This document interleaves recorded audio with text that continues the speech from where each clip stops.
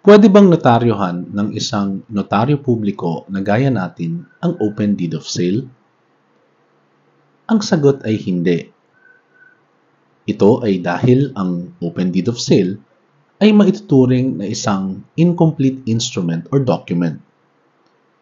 Maituturing ito na isang incomplete instrument or document dahil may detalye o mga detalye tungkol sa isang contract of sale na iniwan na nakablangko lamang dito. Para sa kaalaman ng lahat, ang isang incomplete instrument or document ay kabilang sa mga tinatawag na improper instruments or documents sa ilalim ng 2004 Rules on Notarial Practice.